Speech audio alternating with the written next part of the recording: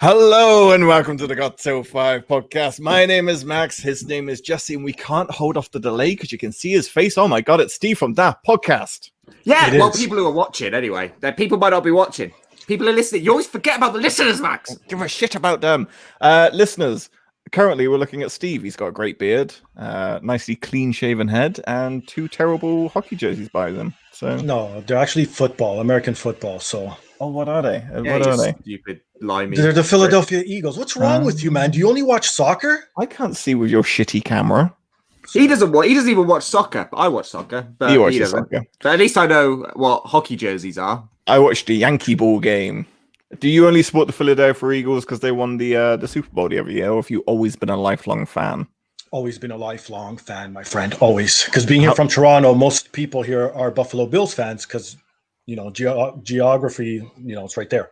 So I was like, nah, I don't want to be the Bills fan because they suck. So I decided to go with Philadelphia. I saw the Buffalo Bills.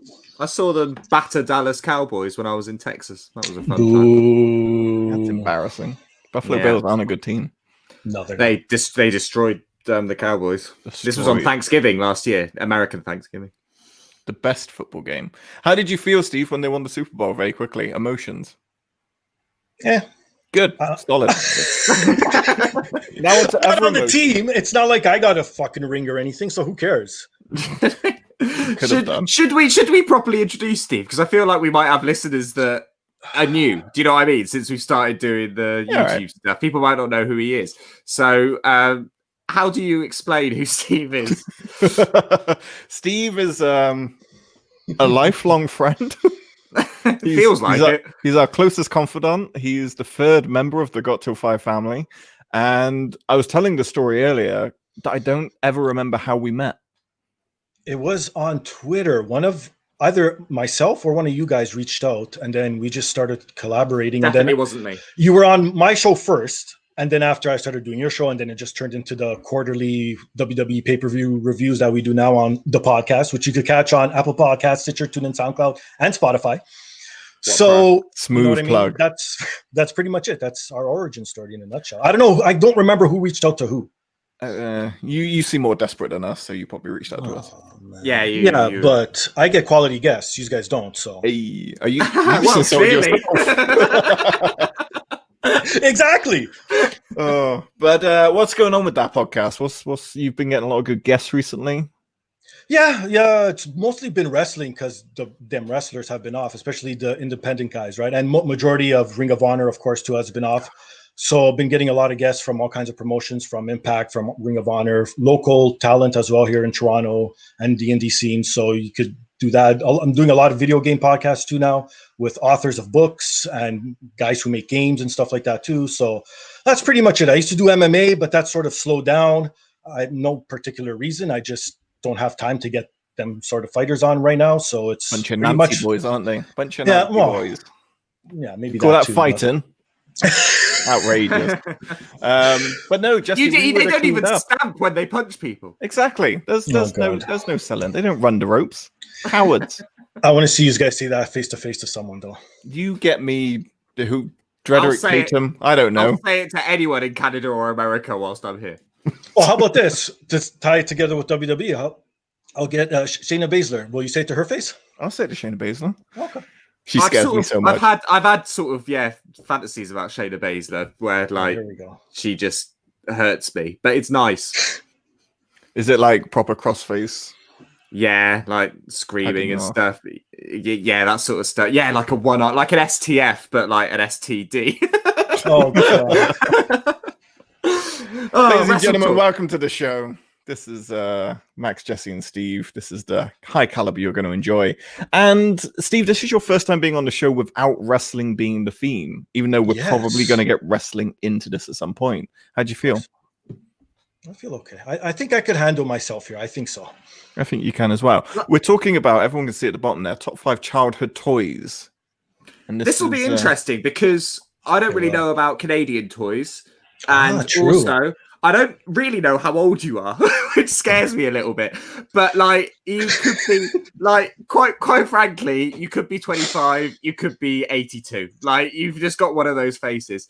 So I don't know if you were playing with like I don't know what we were playing with, or like a ball in a cup. I've no idea where we're standing on this thing. Ball in a cup on a string. You look confused. You know the ones that you get back almost in? Yeah. It's a damn good game. No, that's too technical for me. Yeah, exactly. Fair enough. Yeah, coal and sticks, and that's all he was raised with. Canada didn't get toys. Canada didn't get toys till 1996. They just had hockey pucks and maple syrup, and that's what they had to play with each other. Right. Steve, you just had your wedding anniversary. Tell us. You can't defend Steve, can you? No, you can't. I don't give a fuck, man. I know. But Steve, tell us about the romance of your wedding anniversary. It was fantastic. I got to spend it with my wife, like always. And good. Well, for us, it's a bit different because we don't have kids, right? And we've been married now 14 or 15 years. I forget exactly, but pretty much together 20 years living together. So put that in a nutshell. So, you know what I mean? It's not, 20 years together. What are you going to do? It's not like you could, and plus you're in lockdown. You can't really go anywhere, even though you're allowed to go to restaurants now here in Toronto and shit. But I still choose not to. I'll do a patio, but I won't go inside and dine anywhere yet. It still feels weird. Yeah, it does. Right. So, other than that, it was just a nice night in. We called in some takeout, had some good Chinese food, and that's about it. The rest is history, because we might have some little ones listening. So I don't want to, make this rated M. We don't need to go into every in and out that happened in the end of that evening. Something I'm curious about, because Steve, I know you as a person, and how did you propose to your lovely lady wife? Oh, this is pretty simple. I'm down to earth, and there's no big fireworks or anything. And we've been living together for approximately 3 or 4 years now, so it was nothing. She knew it was coming and everything. So I picked up the ring one day, and it was just a regular day. Nothing was going on. I'm like, you know what? I want to do it today. She was cooking in the kitchen. I'm like, I grabbed her hand, went down on one knee. She's like, are you actually doing this now? I'm like, yep. Proposed to her. She was all happy. She forgot to say yes, so that was a little bit worrisome. But then obviously she said yes, and then that's it. So it was more of a surprise than it was like a big thing that she knew was going to happen. Like, you take someone out nice or something. Oh, it might be coming tonight, or someone's coming over. Like, you know what I mean? So I just wanted to just like that, and plain and simple. That's it. I like that. No, see, I do the opposite approach. I take them out for nice meals every single night, and then they never know what's coming. And then on the shitty night, that's when I do it. Yeah, see, but not all of us are rich, so exactly.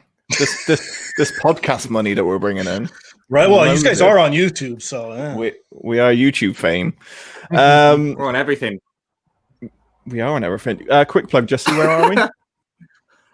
We're on Spotify, which we can't rub in your face anymore because you're also on Spotify, Steve. Yep, of course. But for the longest time you weren't, and the happiest time of my life. And I don't know what else. I only listened on Spotify. Spotify's great. That's my good enough. Should we get into today's thingy mabobby, whatever we're doing? Probably should. You're running the ship, so you let me know. For the purposes of the people who are not listening live, the audio people, here is the drop where we go into the top 5. There it was. By the way, and people are what? StreamYard now has a option where I can play videos and stuff. So I have the option to play our intro music and our top 5. Problem is, I was at the pub quite late this evening, and I got back 10 minutes before we started. Right, that is so me. Why are you being me? That's the sort of thing I do. You're normally I don't know. There, terrible well in time. I know. I'm sorry. But for the next show, we're going to have a video. We're going to have our intro music, our top 5 music. It's going to be great. But for now, silent pause, and away we go. So we're talking about top 5 childhood toys. Let's not talk about toys for a second. How were your childhoods in general? Abusive, loving? Where are we at on the spectrum? How long is this podcast? See, me and Jesse made a bet that we feel like we're going to get some dark stories from you this evening. Oh, yeah. So there was one. I don't want to ruin one of your picks, Steve, but we've been talking on WhatsApp, and you mentioned one thing in particular that I've never heard of and sounds quite sort of dangerous and strange. So I'm quite interested in this. He's excited. He's ready to go. Steve, you are our guest. Oh my goodness, I've completely forgotten the order of all of this. It still says there we go. It said the episode will begin shortly. You're so useless. This is what I come to do? Seriously? I know. There's no... Fucking amateur hour. Okay, I don't know how to get rid of the top 5 childhood toys thing, so we're just going to see what happens. Steve, you are going first. Great. You ready for this? I am ready. You ready to You ready to Can't you see how excited I am? Relive childhood trauma? This is going to be a good therapy session, so let's do it. Okay, let's work out some issues, people. Everyone, if you're there are already comments. Oh my goodness. Forever late. Steve is the long lost member of Duck Dynasty. Interesting. I know who that is. Thanks, Pedro. That's Pedro. Hey, Pedro. Does Mac's hair look like Steve's? No, I have. Oh my god! I have not even close. It's not great though, is it, mate? What do you want me to do? What do you want me to do? It's better. Is it better than what we had before? It's better than Jesse. So yeah. I wear hats, mate. No one needs to know about my. No one needs to know about my hair. No one needs to know the secrets. Okay, there's a lot of it under there. So let's not get distracted. Please leave your comments. Tell us your favorite childhood toys. We'll have a little reminisce because I'm sure we play with them as well, and that'll be fun. But to start with, we're going to Knuckle Land. 1892 was the year. Electricity had just been invented. Wonderful time for all in Canada, and they came up with dinky cars. Yes, this is a thing in Canada. Now, I explained to you, everywhere else it's pretty much called Matchbox cars. So the little cars that you play with and stuff, and they have sets and stuff like that. So we called them, Hot at least Wheels. in my neighborhood. Yeah, Hot Wheels stuff. Yeah, but no, Yeah. I didn't have money, so I had like 1 or 2 Hot Wheels, but that's about it. But we called them dinky cars. I don't know why. It was just a lingo. I don't know if it was my neighborhood, if it was Toronto, Canada as a whole, but we called them dinky cars. So this was back in the early 80s. So video games were just starting to come out and be popular. You had pinball and stuff like that, but that was more for the older crowd because it was in bars. So us kids couldn't really play home entertainment systems, right? So we had sort of like these type of things. Obviously, we'll go into other stuff, but one of them was dinky cars. So again, we didn't have internet. Every time he says it. It sounds so adorable every time. And we had dinky cars. So we had dinky cars, and we didn't have obviously the amount of channels we have now today. So there was very limited cartoons on. So we would make our Black own. and white. Yeah, pretty much. Black and white, and sound just came out. So we had sound. So we would make scenarios up and stories, sort of like wrestling stories, like, but with cars, like, you know what I mean? So in my case, I remember my parents bought me one, or I got one for Christmas one year, and I just fell in love. I don't know why. I've never been a car guy, even to this day. I don't know why I love these things, but it was just something different maybe in my eyes. And maybe it was my first gift. I don't know. Maybe that's how I had the attachment to it, because I didn't get much after that. But with these cars, you would race them along. You'd set up tracks. You'd get Legos. Legos is not in my top, so if they're in yours, I'm sorry, but you'd go with Legos, and then you'd make like tracks, and then you'd race, and then pretend race, and then obviously you make your best cars win and the ones you like the most, right? And then I remember one day I hit jackpot because the street I lived on, we had laneways, right? And a lot of people back then would just dump their shit in the laneway and just let it be. And it was always good stuff. Like you'd find like porn, you'd find like old magazines, like, and every once in a while you'd find some like good toys. So I found a whole shitload of dinky cars. This was like heaven for me. I'm just picturing Steve throwing porn away, being like, fucking dinky toys. Yes, so Steve, that's it. Yeah, this throw shit. the porn out the way. I can't play with this. I don't know what jerking off is yet, so fuck it. So I got all the dinky cars, and there was 2 I can't remember if I... Go ahead. I was just saying, I can't remember if I told you before, but a friend of mine found, when we were kids, found some porn in the hedge once, like as you do, as you're explaining now. Yeah. And it was like granny porn. It was a granny porn mag, like mature women and stuff. So he found it, and he was looking through it going, oh my God, look how old these women are. This porn magazine must have been here for ages. Jesus Christ. Yeah, and especially back then, people looked older back then, right? So, oof. No, thank you. It's not like today's MILFs, as they say. Yeah, you're right, actually. People did look really... No, they're like 24. Exactly. So anyways, I got like I said, I hit the jackpot, and there was 2 suitcases. You opened them up, and it was like a city. So you'd have like levels, and then you go with your car. That's it. I was in heaven. Like I would make so many scenarios up. I'd be like this with that and whatever. I can't even remember what I used to do, honestly. But anyways, I used to do all that all the time. And yeah, those were my dinky cars. I don't know what ended up happening to them. I don't remember ever myself throwing them out or selling them. So maybe my parents got rid of them, and maybe some other kid picked it up in the laneway and it got passed on. Who knows? So if my dinky cars are out there, hi. One love to the dinky. So when we're talking storylines, are we talking like Wacky Racers sort of scenario? Well, when I would build the racetracks, yes. But then when I got the actual cities, it would be like I'd make one car like the mayor. Like I'd give them personalities. Like one car would be the mayor, another car would be the cop, one car would be like a villain. Like and just make up storylines. And then I'd have a garage. I'd make that the jail. They'd go in there, and then they'd break out, and that would be another scenario. So, yeah, I love that. Quick question from Pedro. Pedro asked, "Oh God." You found Bush in a bush? Question mark. I found Bush in a bush. Oh yeah, that's right. Back then, porn was Bush in a bush. Yeah, you're right. There you go. There you go. Yeah, he is a bush lover apparently. So shout out to all the bushes out there. Pedro, it's like Inception, but Pedro. No, Richie's the one that we know. We don't know Pedro, do we? No, you haven't been on with him ever, but he's hosted a few shows with me too. Is that Pedro? Moment of silence. Did the guy die or something? No. It was a pause of respect for Pedro. Okay.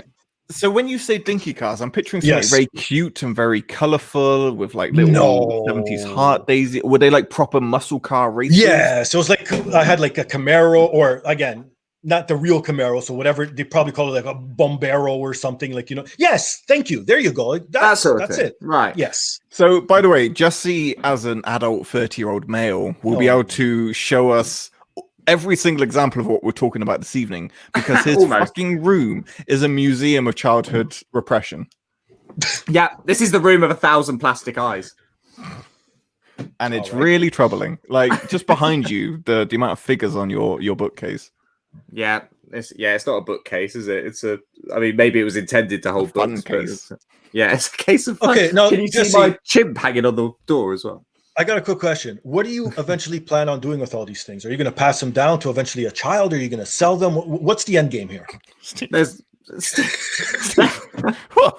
Clearly, if you think there's an end game in sight, you don't understand how I live my life. All right, fair. I just buy and buy and buy until I eventually like shut out all humans from my life, and they're replaced with plastic toys, and they just leave because the toys become too much. You know what my favorite? They're my little friends. We've never done. See, but I was raised an only child, right? So they literally were my friends when I was a kid. Makes sense. This is true. But the only Got Till 5 merch that I ever want to create is action figures of you and me, Jesse. I'd love my own action figure of me. That'd be awesome. God. I feel like that's I could have wrestling matches with myself. Play with himself all day. That's what I was thinking. Yeah. There we go. Fully posable. I feel like that's the end goal. For the final episode, we'll release action figures of ourselves. There you go. With like, you get additional Steve with special packs, like a little Steve. Idea. I'll be like the manager in the wrestling pack. Exactly. Comes with a microphone that you can break on people. A bonus Steve. Yes, with interchangeable beards. So I was looking at wrestling figures recently, right? Right. That'd be awesome. Wrestling figures lately, right? I've been looking at them, and you could buy like a series of wrestling figures, and each figure comes with a part of a referee. So like, you'll buy like The Rock or something, and it'll have a referee arm included with it. And then you buy Brock Lesnar, and it'll have the referee's head. And the idea is you buy the whole series so you can build your own referee at the end. Can we do a build your own Steve? Go for it. Like a Build-A-Bear, but with Steve. As long as there's an access to make me into a tripod, I'm good to go. Just on everyone's desk. Just like... Exactly. Beautiful. Dinky Toys is the most adorable thing I've ever heard. God bless Canada for its innocence and protecting its youth. You know, this is why you guys didn't have the drug problems in the 80s like America did, because you were dealing with Dinky Toys. And I feel like that's where Reagan went wrong. Dinky. He should have focused on Dinky Toys. Yeah. So excellent choice. Now, mine and Jesse's choice. We're jumping ahead to the 90s now, and this was we've left the 1890s. Now we're in the 1990s. We're talking about not Dinky Cars, fucking hell, Max, amateur hour. Tech decks. What? Do you know what tech decks are? So you say 1990s, so Tech Deck is the brand name from the 1990s. Tech Decks, Steve, are finger skateboards. Now what? So, for example, Of course, he's there's always an example. Like literally every choice. Jesus. So this is a tech deck. This is a skateboard. That's a nice size for your fingers, right? Do little tricks. So we would call that a dinky board. These were just a dinky board. There you go. This is brilliant. Cultures are coming together. So they were like currency at school, right? Like first of all, they're perfect size for your blazer pocket when you're in school, so you can carry a lot around with you. And you know how like kids went mad for the fidget spinners not long ago? Like these were the original fidget spinners because you were in school. You remember this, Max? You were in school, just on your desk, and you could just skate all day. That noise. Your maths teacher would be at the board, and you just hear do the noise. Oh, they'd hate it. And there would just be that little and they'd be like, "What was that?" And you'd be like, "Nothing, miss. Nothing." We were doing kickflips. That's what we were doing. We didn't learn trigonometry. We learned kickflips with our fingers. Yeah. Well, I'm sure your missus all enjoy that then. Well, Pedro just said I very durable. I grew up doing different things with my fingers. Oh, so no. Well, apparently we lived a shouted life, Jesse. Well, I guess so. Well, he could be using it on himself, so that shouldn't be a brag. Pedro, really. I challenge you to a kickflip competition with a fingerboard versus satisfying a woman. I'm going to win with a kickflip.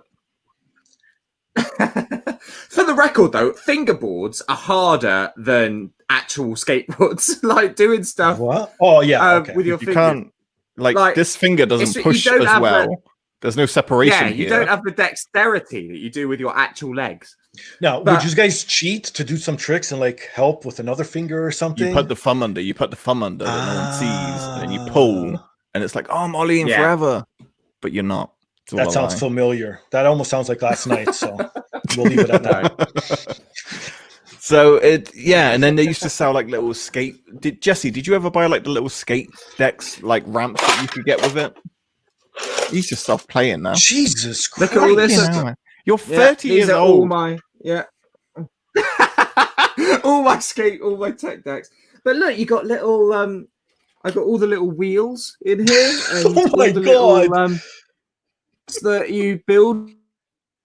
Now, can you also customize them and paint them and put them all together from scratch and stuff like that? Or? Yeah. It taught you a skill. Okay, fair enough. See, my cards already came built, so sorry. Yeah, me and Jesse didn't get laid for a while. We don't know why. But took a while. No one needs. Who needs? I can't think of a rhyme. Who needs broads when you got boards? Hey. Jesus. Steve's just looking very disappointed right now. So dinky boards not a thing when you're no, not at all. Unless you're a kid. Again, in the 90s.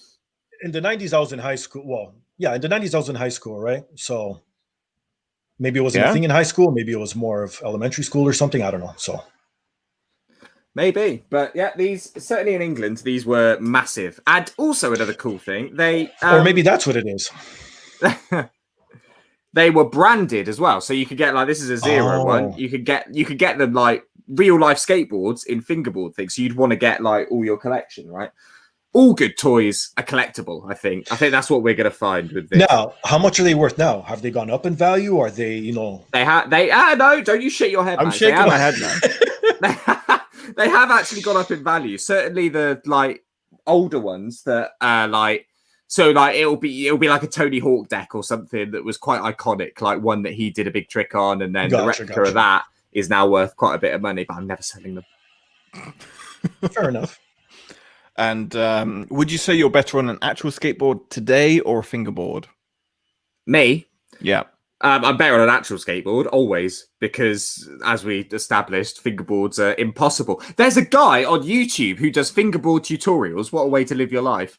Randomly, it's on the Disney YouTube channel, and he's this little twink of a boy, and he's there like looking like sort of a young Justin Bieber.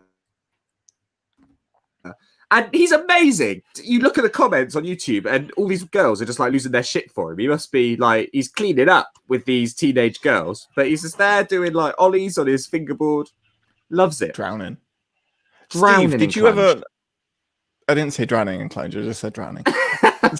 Steve, outside of fingerboards, which was clearly more of a UK thing, were you ever tempted by a skateboard?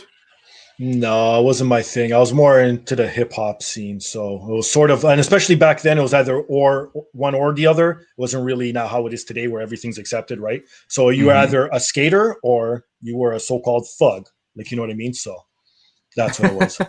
I've always thought you were a thug. I used to be. No, I was not even close. No. I'm gonna write a drama about your life one day, Steve. You should. Actually, we should get together. You get Trust Steve me. at high school. I would love to do the autobiography of Steve. I feel like it'd be my favorite thing ever. Yeah, with his hip hop and dinky cars. As long as you have a therapist ready afterwards.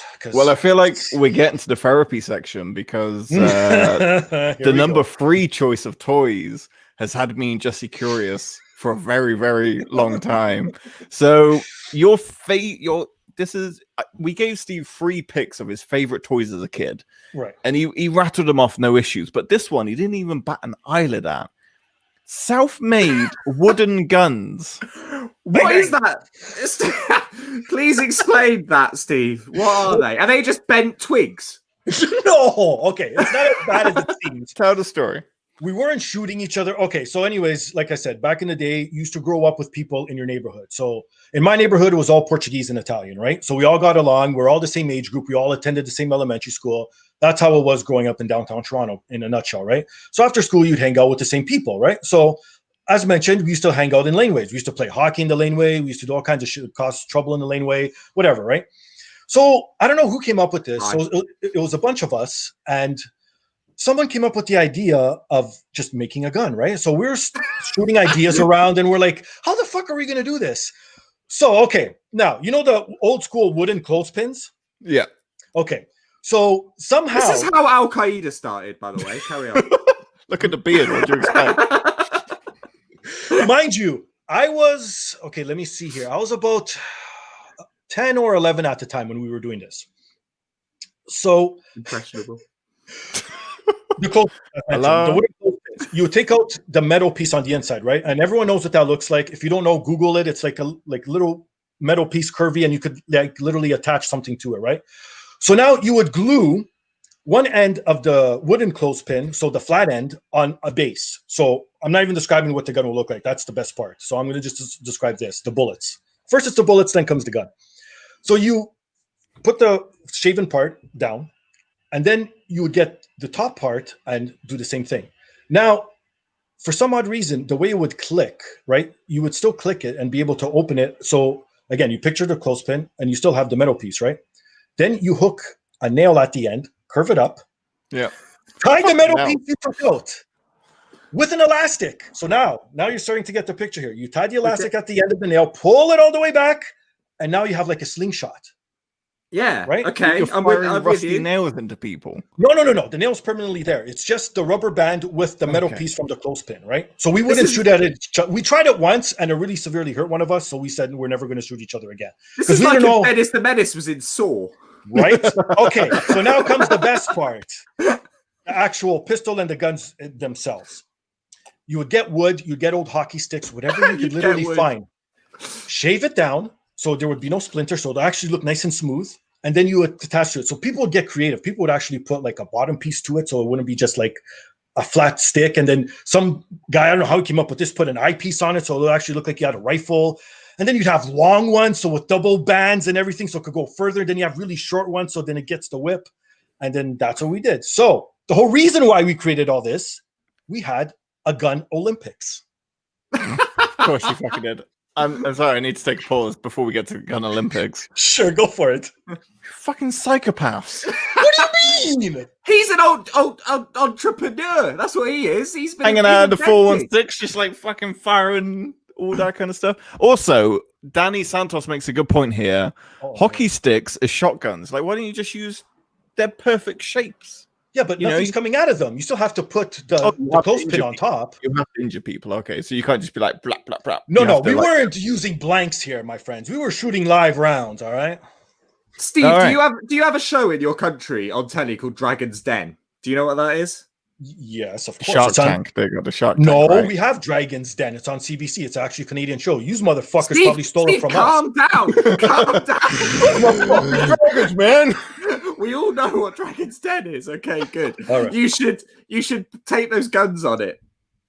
Yeah, okay. These things look if people are thinking that these were like, remember, we were 10 and 12. So back in my mind, it looked good, but it is probably, like you said, it was probably like a twig, like limp and shit, and who knows how fast these things are. But again, you know what I mean? It seemed like it was good at the time. So any questions before I move on to the Olympics? So many, but like, I'm all for the Olympics. Just bring it on. All right. So first off, we would name our guns. All right? So, because I was a huge wrestling fan, I had a gun named Sharpshooter. Nice. I like that. I had a gun, HBK. Nice. Beauty. I can't remember the other. Hitman. You picked the Heartbreak Kid, but you had the Hitman. Well, right everyone there. knows HBK is number one on mine before Bret He is, Hitman. yeah. Again, which doesn't make sense because I'm Canadian, right? Go figure. Yeah, exactly. I'm with Steve on that. HBK. So we'd name them everything, and then other guys would name them after hockey players. Other guys would name them after cartoon characters. I know a guy named them after Transformers and shit. So we all had our own names. So now we got to the point where we knew how to rig these things, so how it would go faster, how you could aim better. So we'd have a competition for furthest bullet. So you want a nice tight band, so you'd get the elasticity, so it goes further. So we'd have like a line, and it'd be like joust. You just go up to the line. And again, this is where reach came into play. Me being I wasn't tall at the time, so it really didn't matter. But some of the tall kids, as long as your feet are past the line, you could stick out your arm and do it that way. So the tall kids would always win no matter what. So that was a bit of cheating. So that was one competition that I remember. Another competition was aiming. So we'd have like a target, like darts, and then you would aim it, and then it would be paper, so you'd see where it would go. And that's you didn't get someone with an apple on their head or something. No, we didn't go. Like I said, we got hurt once, so we said, "Fuck this shit." We put a ban on that. That's it. If anyone tried to hurt someone, you're out. You're finished. So we'd have the aiming one, and that's where I used the sharpshooter. See, that's where it makes sense. So you know what I mean? So that's it's the all whole coming together. He's not a psycho. So that's the whole self-made wooden gun stuff. It's not evil. It's not like we were going around in masks, fucking holding people up and shit. No. It was all in good fun. Just again, something else to do before the internet, before video games were big, right? Do you entertain yourself, right? It's great. I love that the creativity has made me really happy with that. Like none of my picks or our picks have any creativity in them at all. It's just something someone else made. Given toys, away we go. Yeah, I love that you built something yourself. You should. Have you ever been tempted to take a trip down memory lane and remake some classic versions of? He'll get arrested now if he does it. What the fuck am I going to do with that?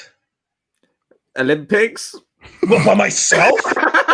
Hey man, I'll do it with you. All I'm saying is, all my old friends and be like, "Hey, I know we haven't talked in 30 years. Wooden gun Olympics? Why haven't you talked to your friends in 30 years? Did you shoot them? They're all dead. He's the Marty Jannetty. He's the Marty Jannetty of the group. He's like, I killed a man once out of a friend. Me and Jesse are going to come over to Toronto, and we want to England versus Canada. We want to make self-made wooden guns.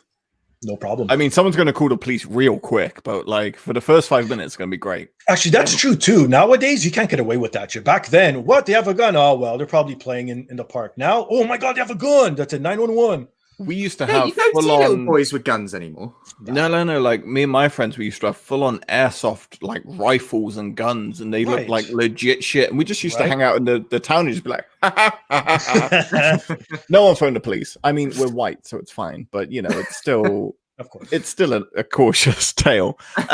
Pedro says, "Oh God." Why are you entertaining this idiot? Leave him alone. I love Pedro. I'm this close to inviting him on. This close. We played William Tell growing up, homemade crossbows, and I asked him to tell the story. We built them out of backs of chairs and wood we found discarded, never shot at each other. Arrows made of bamboo. I grew up in Portugal. Fucking hell, you savages. You can't say that about the Portuguese. Portuguese, they are savages. bloody savages. They love potatoes and crossbows. That's all they care about. Fish. What's wrong and with football. Soccer. They like. We're not Irish. Soccer. We don't eat potatoes. We're Portuguese. You guys love potatoes. That's Canadian. What's the little? Whenever I used to be in Canada, like every Portuguese shop would have. They were like like knockoff Goizers. I don't know how to describe them. It's been a while, but they'd have like potato in them. What? I don't know. It was like Victoria, so maybe like West You've Coast lost Canada touch with the doesn't common count. man, Max. Maybe I was like the posh Portuguese area. Maybe. What is it again? You've lost touch with the common man. Wait. LOL Islands 2. LOL. He double lolled us. We got a double lol there. Double lol. I Double hate lol. being double lolled. You hate what? Do you prefer Check. LMAO with a lol at the end? Chairman Lamau. Chairman Lamau. Steve, I'm sorry for your poor childhood, but thank you for telling us the story. You're welcome. That's beautiful. I genuinely want to try one of these guns. I'm excited by it. Me and Jesse are seeing each other tomorrow. Since the first time we've hung out since Wrestle Kingdom. Oh shit! So it's the first time we've hung out in nearly 6 months, which is unprecedented. And I feel like we're gonna have a couple of drinks, go skateboarding, and then try and make weapons. Why not? Dicks. A skateboard could be a good like AK-47 style gun, couldn't it? Trucks. So, Steve, Sure. Steve has no moral conscience if we die this weekend. He's like, I don't give a shit. You know, it is what it is. We're all going to die eventually, so who gives a fuck? That's the spirit. Yeah, why That's not? the spirit. That's Steve, optimist. I feel like your mood is dipping. When was the last time you smoked some weed? Oh no, it's not dipping. It's not dipping. But when did you? What time is it? About an hour ago. Okay, you let me know when you need to. Right.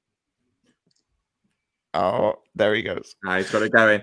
He's got. I was saying to Max earlier, but the warehouse guy at my job, Steve, is on holiday this week, so I've been working all week in the warehouse, which is the first time I've been in all week since lockdown.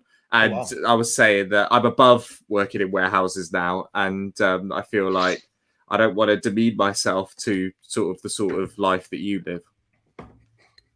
How does that make you feel? No, I really don't care if you die tomorrow. The thing that I find interesting is like we've done so many hours of conversation together, and you were actually going to come to England this year with your lovely wife, and you were going to explore the Isles of the UK. Yeah. Were you ever planning to meet up with me and Jesse Benzie Boy? Of course I was. We were going to do a live podcast. I was going to bring my mic and everything. Holy shit. Could you imagine? That would be so nice. It's still going to happen though, right? Like your trip's just on hold. Well, yeah. Once everything sort of goes back to normal, or once a real vaccine is out, then we'll come over for sure. Okay. I can't imagine like a night out with Steve. I feel like the three of us, your wife would be very disappointed. She'd be over here very disappointed. And then the three of us would make terrible life decisions. No, you don't know me going now. I'll be in bed by like about 7. He's one of them. But Steve, to me, you're a dear friend, Steve, but I've only ever seen you on screens and that. So the idea of actually touching your little bold beardy head, like in real life, is exciting to me. The idea that you're a real person with thoughts and feelings and 3D. Right up in there. Well, I'll tell you this much. It's going to be the greatest day of your life, my friend. I'm very excited for it. Big challenge. Big challenge. Okay, number 2. We're rattling through these. And then we're going to get to number 1 and talk for like an hour, as we normally do. But number 2, this is a Jesse. All of these are Jesse Ben suggestions, actually. And I'm just here for the ride. So number 2. Go Power Rangers! You're probably too old for Power Rangers, aren't you, Steve? That came out in what, 93? I think 94. So you were like high school then. He hates Power Rangers. What's wrong with Power Rangers, Steve? I'll tell you right now. It was nerdy when I was in school, so we didn't grow up with it. If you like Power Rangers, you were a kid, so we didn't want to. Fair enough. I was a kid. Yeah, Power Rangers are nerdy. I'm with Steve. Yeah. Well, do you know the history of Power Rangers? Please educate us. Here we go. Settle in, chaps. So, Power Rangers is actually a Japanese TV show that existed years before Power Rangers was a thing. And I can't remember what it was called, like Dinosaur Fighters or something. So it's just this Japanese, like cheesy shit game, TV series, and they're just doing all the fighting. The rights get bought by this American company, and they're like, fuck it, we're just going to film American scenes when they're in high school or whatever, and then use the footage from the Japanese thing. Time out, Steve, go. You saw this on How Toys is Made on Netflix, so fuck you. No, fuck you. Actually, I have watched this, but I knew it before that because I'm a real okay. No, fuck you. So they were filming it. But speaking about that toys thing, and that we're now on toys, what I didn't know that How Toys is Made thing is that they replicated all the like molds of all the toys as well. Like they were just all the Japanese toys were exactly what we got and you got or whatever. So there was this particular toy, Steve, that was a flip head toy. So it was a Power Ranger, and it would have like the Power Ranger head. You'd press a button on the back, and its head would flip round, and it would be like the unmasked head, right? So you could choose whether it had that. So the other head would go into its chest, hiding. What I found out you could do is you could twist it sideways so that both of its heads were out at the same time. And I used to call them abominations, and they were like mutated evil Power Rangers in my Power Rangers world. And I enjoyed that. Now, this is why we get along, because this is going to lead into my number one, which I'm not going to mention. And it was part of my number one, so we'll leave it at that. You fucked them up. Okay, cool. Because, like Sid from Toy Story, right? Did you ever have Biker Mice from Mars toys, Max, as well? No, man. What the hell is that? So... Biker Mice from Mars. It's do you not know? Did neither of you know what Biker Mice from Mars? I know what it is, but I don't think it was good enough to spread the Atlantic. It was Biker Mice from Mars was wicked. So they're mice, right? They're from Mars. they're bikers. Okay. They're biker mice from Mars. But anyway, those toys, I learned at a young age, and so did my friend Cromie, because I remember we used to do it together. You could rip their arms off and put them on the other biker mice from Mars. And make, that's cool. Abominations that way. That was fun. Yeah, you weren't supposed to, but we found a way. So you'd have like scrawny white mouse with like big brown arms and shit like that. It was amazing. But so it was the same sort of thing with these Power Rangers. And also I had Megazords, which were the big robots. They were like Transformers, the big robots that the Power Rangers got in. And those toys you could separate as the separate toys. So it was like Transformers, except they would all connect together. As a kid, that blows your little mind. It's true, because we had Voltron, and that's what we used to play with. That's not on my list, but that's an honorable mention right there. Voltron, yeah. There you go. Same sort of thing. Max, you played with Power Rangers. I did play with Power Rangers. This is one of my earliest childhood memories of me and my father. We went to Max's dad hates him, by the way, Steve, just so you know. Welcome to the club. Welcome to the club. In Jesse's terminology. So I saved up a bunch of pocket money from like cleaning cars and stuff. And do you remember when cleaning cars or stealing from cars? Yeah, stealing cars, like the Liverpudlian family runs strong. So they had these. Do you remember when like Power Rangers became like dinosaurs? And you could like have the dinosaur transformations. So I went to Tesco's, I had like £5, and I bought these water gun Power Rangers. They were like Tyrannosaurus Rex, but in the colors of Power Rangers. Took them home. But yeah. But they moved and stuff. You could pull them back, and then you could squirt water with them. Nice. Took them home, filled them up with water, put them on like my patio, like ready to go, excited about life. And then it just leaked and didn't work. And then I remember my dad returned them to Tesco, and we didn't get a replacement. And I just got £5 back, and it was the bitter disappointment of my life. What an empty life. So Power Rangers it started bad from you from the start. No, but like I had a black Power Ranger and I loved it. I had a black Power Ranger and a green Power Ranger, and it was amazing. And they had the flippy head thing. Which in reality was terrifying as a child, because their heads would just like fold into each other. So who were your favorite Power Rangers growing up? Pink Power Ranger awakened something in me. That was my first crush. Yeah, Pink Power Ranger was my first crush. Okay. But Green Power Ranger was my first man crush. Green Power Ranger was the bomb. And Green Power Ranger, let's bring wrestling back into this. Green Power Ranger challenged CM Punk to an MMA fight many years ago. And I wish he had accepted it, because that would have been just amazing. Jason David Frank, his name is. I'm sorry. And he's a lovely man. I know. Has he done MMA? Who? The Green Power Ranger. I don't think he's done like major MMA, maybe amateurish stuff, but he is a legit like black belt in something. So, okay. Do you guys remember when CM Punk got into UFC and had a fight? Well, he had 2 fights. And he tried to be legitimate. Yeah, he had 2 fights. He lost to a guy called Michael Jackson. Too funny. That's pretty low. Too funny. Rest Our in Lord peace. and Savior. So yeah, Power Rangers, I loved them. It's the thing I find hilarious about Power Rangers is the Japanese. They just bought stock footage and then made a TV show around it. And the TV show is terrible, but it's because it's good because it's terrible. Do you know what I mean? It's just so awful. What I hope is someone buys the rights to this podcast and these video streams that we do, and someone also buys the rights to Japanese crappy TV, and they merged them somehow together. So like we're having this conversation, Monster comes in, and then the three of us have to go and deal with it. And we become Japanese superheroes. Do you want to like suit up to just make transitions easier? That'd be perfect. Can't I just be that big glowing head and tell you guys what to do? Yeah. Oh yeah, cool. Yeah, he knows more than he's letting on about Power Rangers. Actually, I know too. Well, it's on Netflix right now. It's not like I've watched it, but I've only masturbated through it twice. You know what Power Rangers are, but the one thing that does stand out, believe it or not, because you heard this fucking goddamn thing everywhere, is the theme song. Who does not know that goddamn theme song?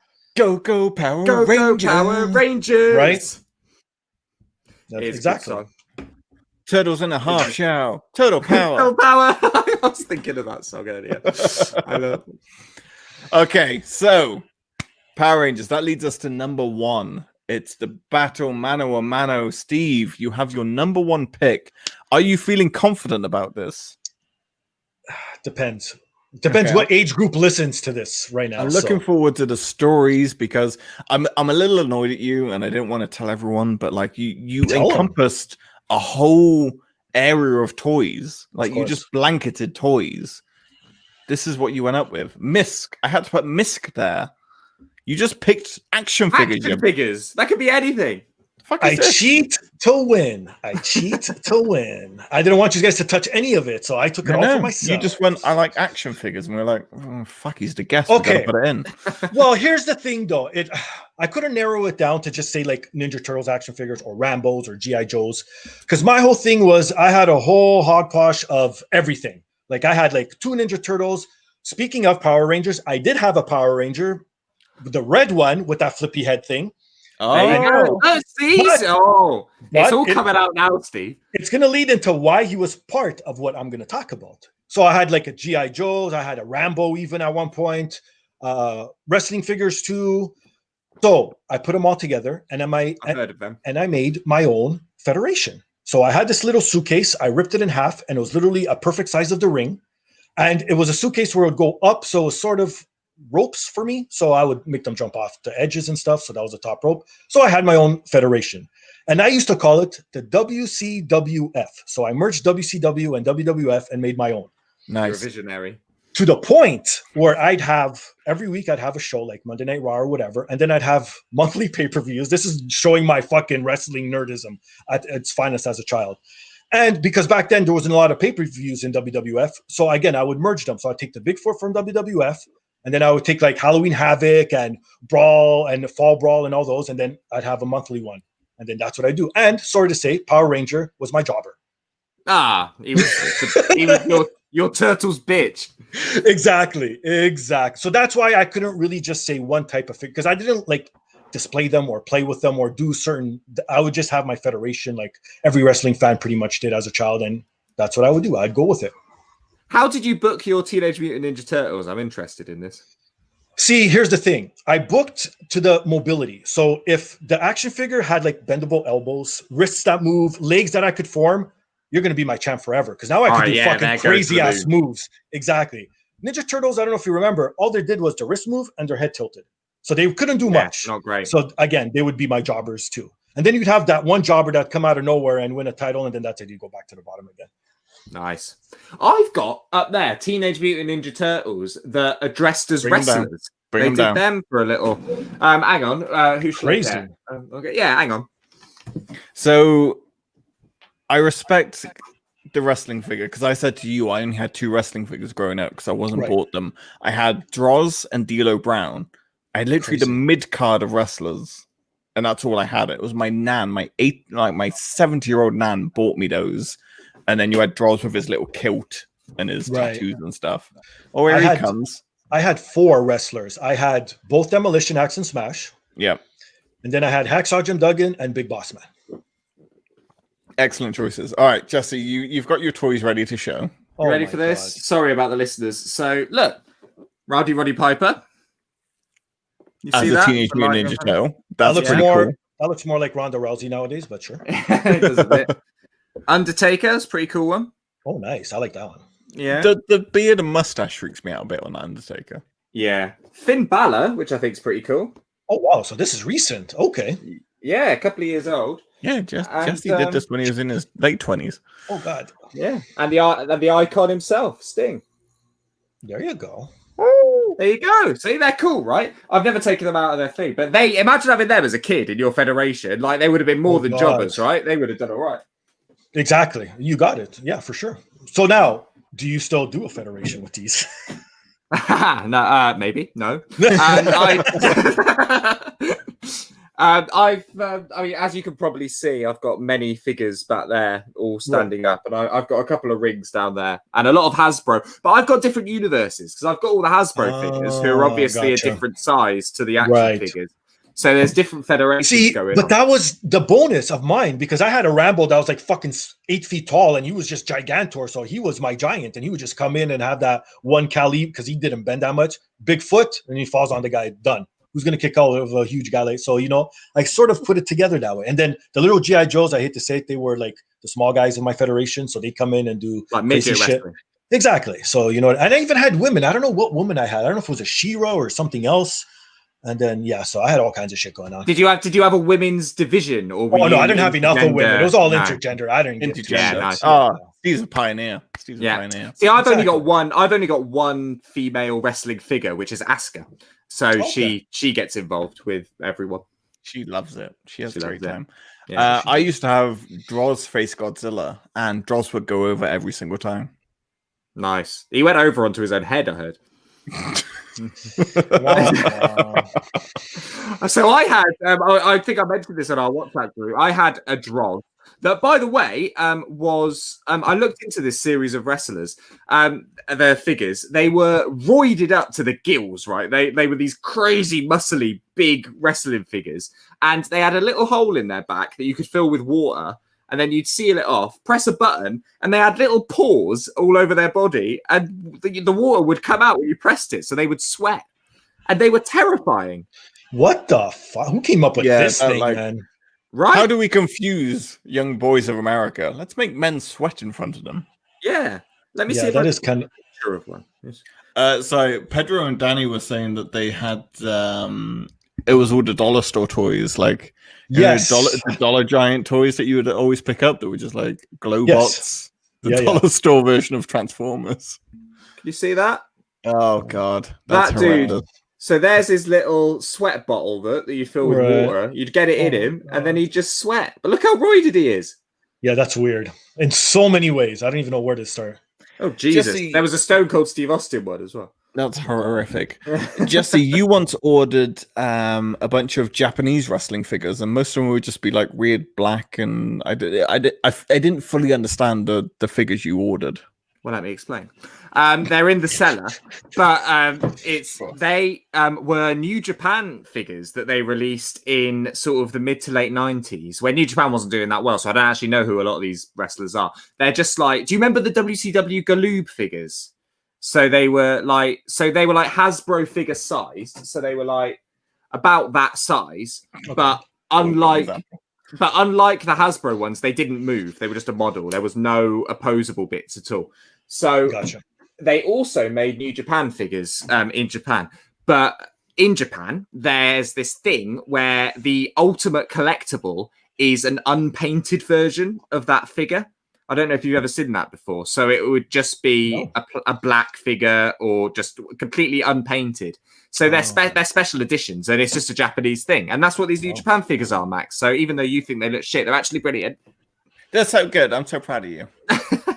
But they're in the cellar because they did look a bit rubbish on the shelf.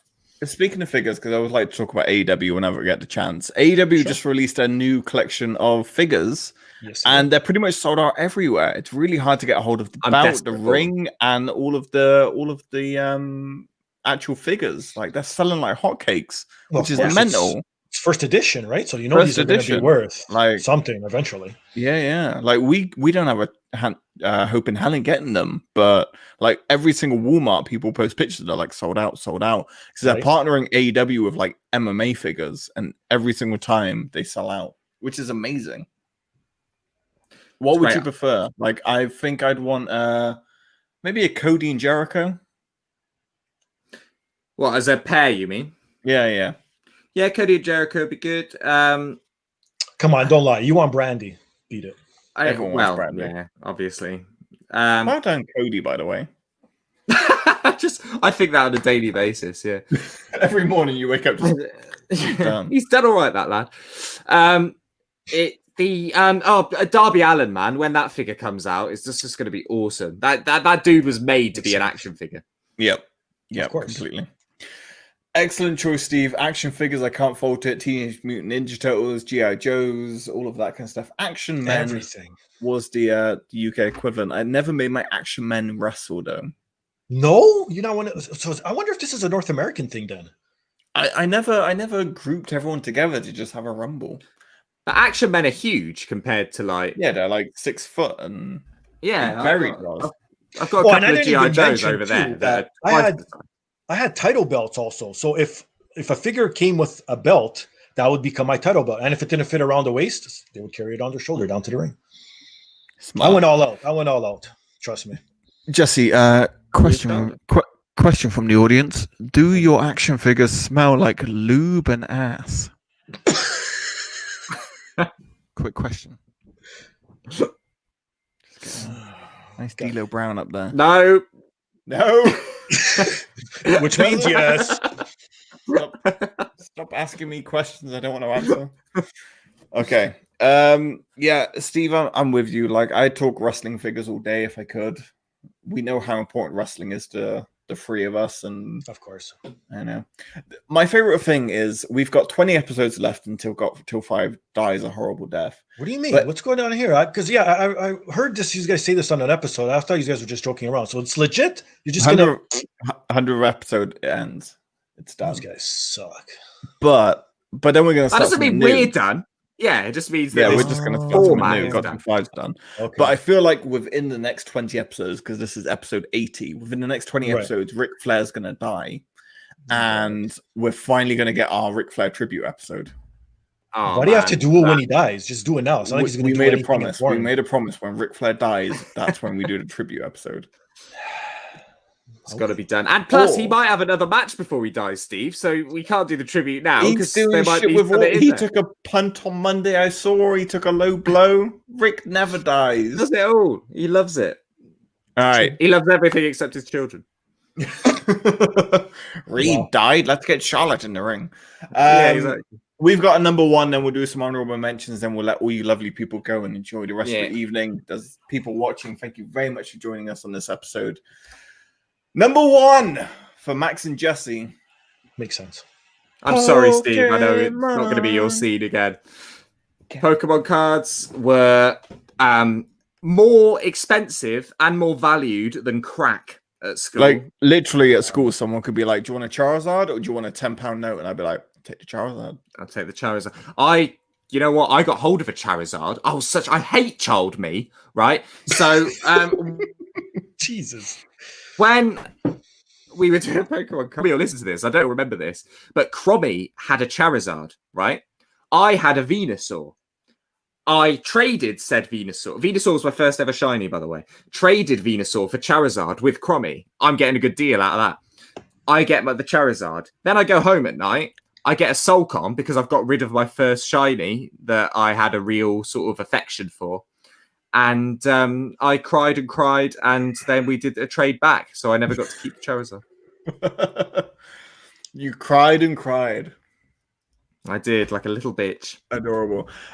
Steve, tell me about Pokemon in Canada in the early 50s. I don't know. I don't know what the fuck half the words you just said to me. You're speaking a different language. No clue. The closest thing I'll come to Pokemon is when the Pokemon Go fever came, because I was in New York when it happened, and in New York it was just craziness. The fucking crazy scenes I would see. Literally, now you'll never see this because of COVID, but people in a park like 200-300 people just gathered, all playing Pokemon Go. Someone said something, all of a sudden you see 200 people just run down the street, like they're running away from because someone discovered, I guess, a rare one down the street or something. And I'm like, what the fuck? And then I got on, isn't that lovely? Come on, everyone's Pokemon coming together. No, yeah, I enjoyed that. Beautiful time in our lives. Like, I feel like that was the peak. That was 2016.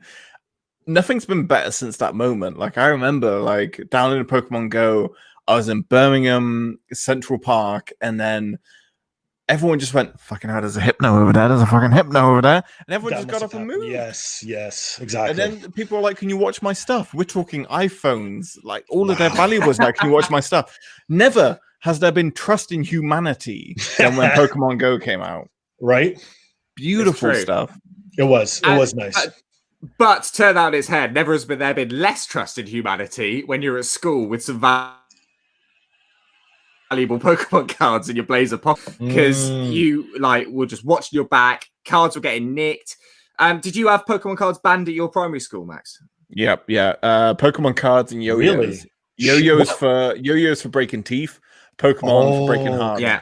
Oh, wow. Yeah, we got it all banned, and Did you? But then they become illegal contraband, right? Oh yeah, like you were in the corner. You're like, hey, wow. Just got cards. Hey, you got a Venusaur, yeah? You got a Venusaur? Yeah. You know, that's how low it got. But Steve, how times have changed. When I was growing up in school, we were literally playing cards in the hallway for money, and teachers would be passing by, waving, and it was okay. And I was like, we're literally gambling on school property, people under 18, and no one cared. We're getting so much shit in the comments right now. The shit we're getting in the comments for mentioning Pokemon cards is ridiculous. Get him! Why? Well, everyone hates Pokemon cards. Yes. No, I don't want it. Like it was an international phenomenon. No. Steve's friends were rolling dice in the alley, and they're like, here's my $5. You know, they didn't care. But like, okay, Steve, did you ever have collectible? Because it wasn't just Pokemon in the UK. We used to have collectible football stickers. Like cards were our thing. So like, what was the Canadian equivalent of like collectible cards? Yeah, baseball cards or wrestling cards. Yeah. Hockey cards. Hockey cards were huge back in the day. Upper Deck, OPG, I still remember. Just some of the names. Tops is another big one. And you used to collect the shit out of them. And they were pretty cheap back in the day. And even there was hockey card stores, like literally just like how they have video game stores selling video games. Stores selling hockey cards. That's it. They would purchase off you. You'd buy them off them. Every once in a while, there'd be a little special or something. You know what I mean? So that was the huge, I got a huge hockey card collection.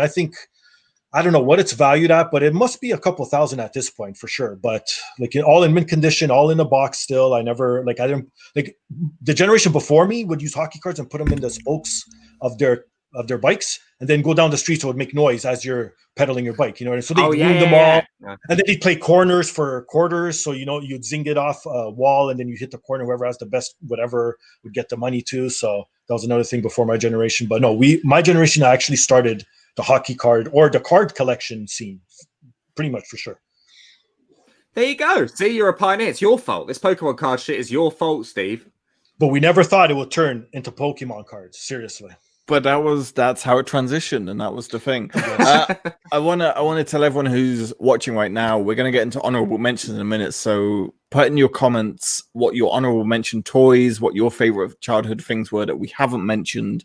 I want to get to those in a second, so fire those at us. But you can't deny that Pokemon was this kind of worldwide, global. It took shit over.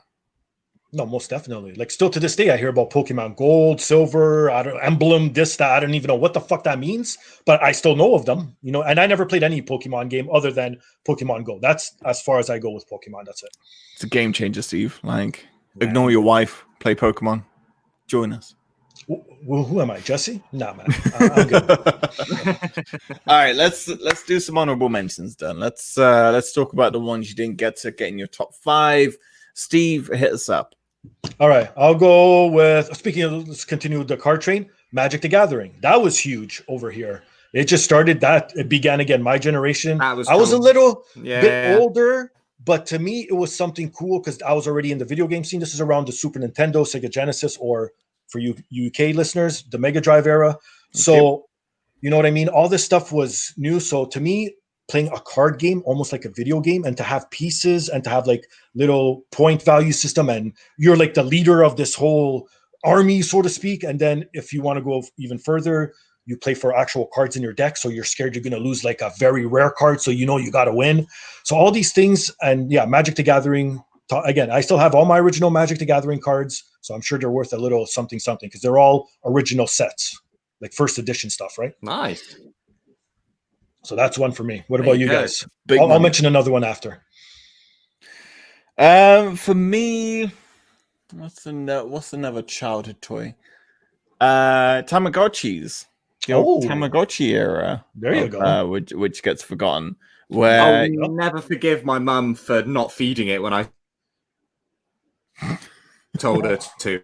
When I had to go to school, you put trust in another human being. You're like, look after this. I've raised it from an egg. Yeah.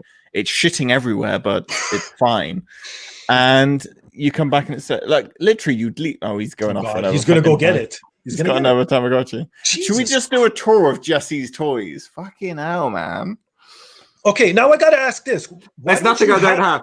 Jesse, you didn't have your headphones on, so you weren't gonna hear what I was about to say. Why don't you start your own podcast about toys? What's wrong with you? I couldn't I? I've got everything in here. Zack Ryder, and who is it? Zack Ryder and someone's got like a podcast where they talk about wrestling toys. You're not a really wrestling fan. It's Matt Cardona and it's Matt Cardona. Yes. Oh yeah, who's he with? I forgot his first name. It's Myers. Something Myers. No, not Brad Myers. That's a referee. I can't remember. I don't know. I like that he's showing up in AEW now. Like Cody was like, "You're my friend. Come in." And I got really excited because Mike Shinoda is in Shinoda in my heart. He's in AEW now. Chavon. He's putting some weight. I love it. Is he a tubby bitch now? Oh, he's a tubby bitch. Yoda. Yeah. He's Earl Hebner level. I love it. Oh, wow. That's a prominent gut that he's carrying with him there. So someone mentioned the Masters of the Universe figures. How do we feel about the old... Okay, like He-Man. Fuck you, Pedro. Why are you giving this guy airtime?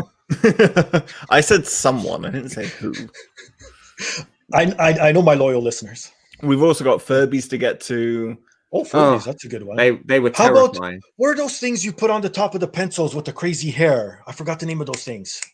They were like they had like crazy like neon hair. I just call them like troll dolls. You put trolls. Yes, that's it. Exactly. Yeah. That's another big one. Pong. Troll dolls we've got. Pong. Pegs. What's it called? Fuck, my memory sucks. Pugs. Pugs. I think Jesse's just left the room. Jesse's literally left the room right now. I think he's gonna go get everything we just mentioned. Yeah. But like Pogs were great because Pogs were Tazos as well. A punk troll doll.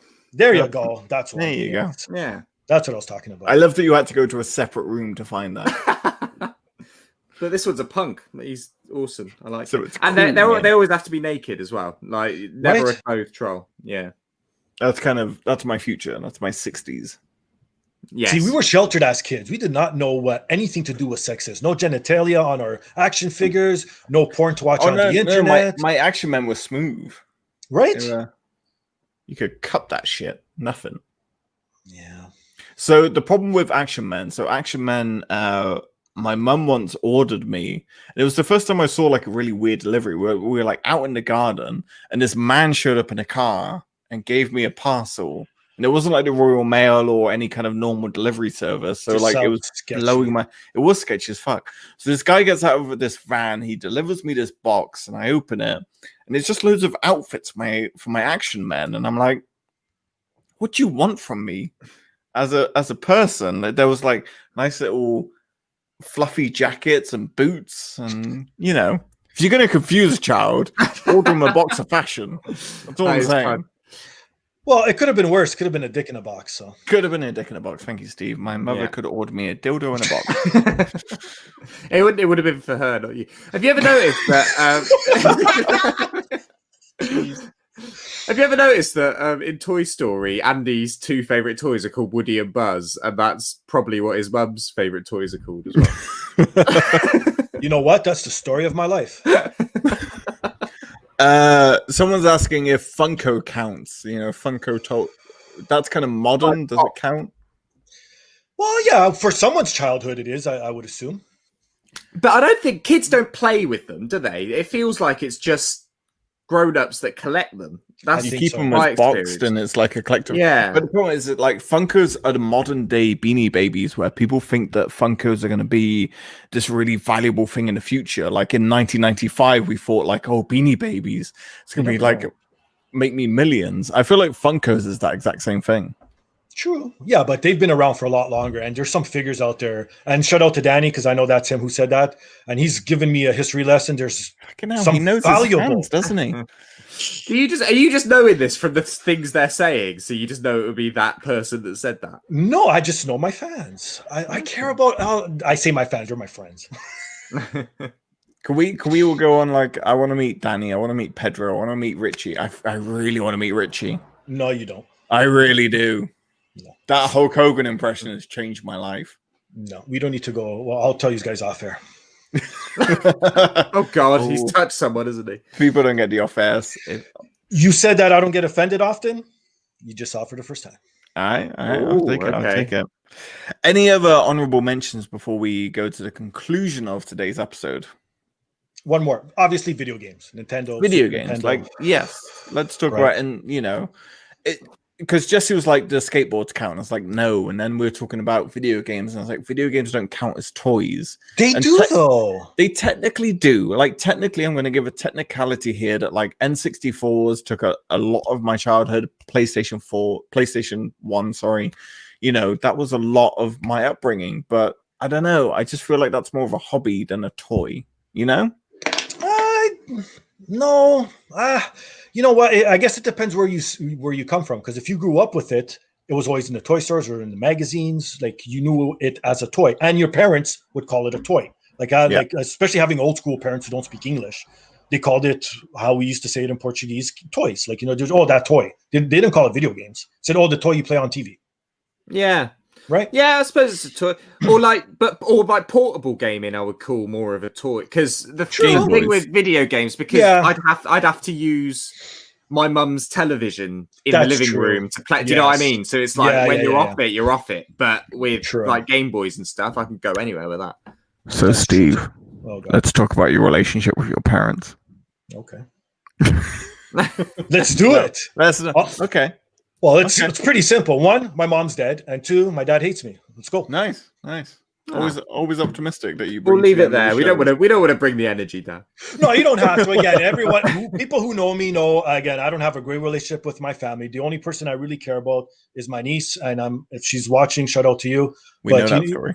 You know what I mean? That's just about it from my family side, and obviously a few cousins here and there. But like immediate family is just my niece, and that's it. Everyone else literally could jump in the lake, and I wouldn't care. Do you consider me and Jesse as family? I'll put it this way: I would do more for you guys than I would do for my actual family. How about that? I'll take it. Steve, we love you like a brother. We really do, and it's always a pleasure having you on our podcast. Thank you. And we love being on yours. It's always a pleasure to be here. Please plug where people can get the podcast. Okay, this might take a while. So you can find me each and every week. New episodes drop every Friday at 7 p.m. Eastern time in North America. So to all you UK listeners, that's around midnight. So which would make it Saturday technically, right? So every Friday night into Saturday, it's available, new episodes. You can find them on Apple Podcasts, Stitcher, TuneIn, SoundCloud, Spotify, and iHeartRadio. Like I said before, I talk to wrestlers. I talk to people in the video game industry. I talk to people in the sports world. The newest episode will be dropping tomorrow. It's with a well-known Canadian sports broadcaster who is also the voice and play-by-play for EA's NHL 20. So tune in for that one. It's not the guy that wears the nice suits. What's his name? Who? No, not Don Cherry. What's wrong? Not Don Cherry. No. Not him. A little bit younger. And obviously, go tune into previous episodes. I just recently had Kenny King on. I've had all kinds of other stars on. So tune into everything each and every week. And if you want to support me directly, I have a TeePublic store, which you could find this beautiful t-shirt on.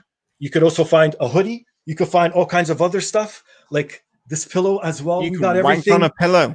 We got everything at the podcast at our TeePublic store. So go visit us there and email me, thepodcastapp@gmail.com. And obviously the socials, Fingastylz on Twitter and Instagram. Whatever you can wank over, Steve's got it. I got it. I just don't have dildos, and I know Pedro is working on that, so hopefully he'll get to design out soon for me. It's very short. It's like that podcast. It's like you need like, I think you need to get dildo shaped trophies for your DP awards. Because he's saying that because like me and Jesse won 3 and we won we want to collect. I just want a windowsill of dildos. Basically, we were like, award. We did this podcast once, and this was the awards we got from it. It's just dildo, for like forever. Beautiful. So we're back on your show soon. SummerSlam must be coming up, right? I've lost track of the year, but next week or the week after, because now I'm so busy and so much in demand. I got so many lined up guests. These guys are getting dropped as a bonus during summer. So SummerSlam will happen Sunday. Whenever we record, as soon as it's recorded, it'll drop that same night. So whatever it is, we do it Tuesday or Wednesday like usual. So look out for that too. You know what I love about doing these with you, Steve, is that we have to watch, because I haven't watched the WWE product since WrestleMania. So it's great to kind of come in and just be like, I don't know what's happening. But that's great too. It adds for a great podcast, because you're so sick and tired of having the professionals who watch it all the time, every week, moan and complain that it sucks. And it's good to see a different view from you guys, where it's wrestling fans who dip in and out, and me, where it's long life wrestling fan, but I'm not sour towards a product like all these other guys are, right? So that's why it's a bit different. And I feel like I agree with you. Like, sour to the product is true, but I'm sour to the WE product. I still enjoy AEW New Japan, except for fucking Evil being double champion right now. I can't deal with it. But like, I still love wrestling. I just can't deal with that angle of wrestling, you know? And I don't want to shit on WE, but like, I do struggle. But tuning in for the odd show is fun, like Steve said. It is fun. And like when and I feel like this is better, because like when we tune in I had a great time at WrestleMania, and it made me like a little bit sad because normally Jesse and the gang come over, we watch WrestleMania together. Sure. But like, I watched it, I didn't know what was going on, but I enjoyed it, even though it was from the Performance Center. And I feel like the same is going to happen in SummerSlam. We're gonna just... But here's the thing though, we're literally a week away. It's next Sunday, SummerSlam, right? So it's a week from this Sunday, and only 2 or 3 matches have been announced, and so far, it's obviously the Bray Wyatt versus Braun Strowman match is going to be that cinematic match again. But I want to know what the other cinematic matches are, because now that's what I look forward to. Because again, wrestling, I've tried. I can't do wrestling without crowds. Like, the only reason why I watch is to keep up with the story. Like, I'll fast forward every single match now. I don't even care if they say it's good. I'll just fast forward it, watch them cut promos, and then that's it. See, that's interesting, because like, I can't watch NXT without a crowd, but I can watch AEW, no issue. I still can't. It's different, man. Like, knowing that there's no one there, like, it's good to know that there's wrestlers there and you still sort of hear noise. But again, I don't know. There's just something about that big presentation. Like, again, growing up in the dark ages of wrestling where there wasn't that hoopla, then all of a sudden having Raw being like a pay-per-view every week, that's what I expect from wrestling now, right? It's true. I'm with Steve. No, I agree. I love going back and watching shows and just seeing that crowd and that reaction. Yeah, and all that stuff going on. Finding the crowd, like, you know what I mean? Like, that was classic. But like, I've got to give credit to AEW New Japan. I feel like they're building storylines, and they're building storylines and matches, which keeps you invested, and you're watching it. And like, for me personally, I can keep watching it even though there's no crowd. I can still go, I want to know what's going to happen next. Well, mind you, Impact's doing a very good job. Impact's doing great. You got to not only because I've had tons of Impact wrestlers on, so shout out to Impact, and I've been doing very good business with them. But you know what I mean? The storytelling, like, they're progressing. They're one of the brands or federations or promotions that have actually gotten better during the pandemic. Like, you know, if that makes sense. And I'm not saying viewership wise, because that's all subjective and wherever you get your numbers from. Because I don't even know why they put out those numbers of live, because that doesn't even matter anymore. I think hits and downloads and replays are worth more than the actual live numbers now. Who watches shit live anymore? Like, fuck, well, I don't even understand that.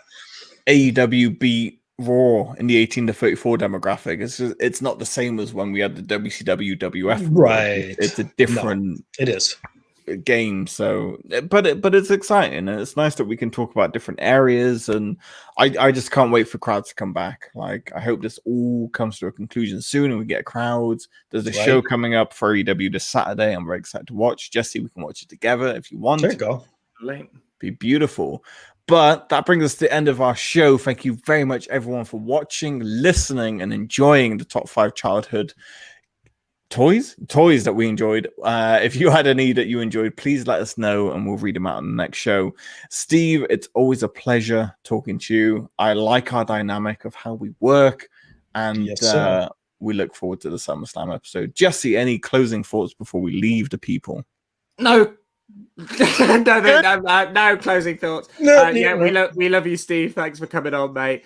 Everyone find us on gottill5.com. That's where you go. And lots of love to our listeners. Thanks for commenting in that.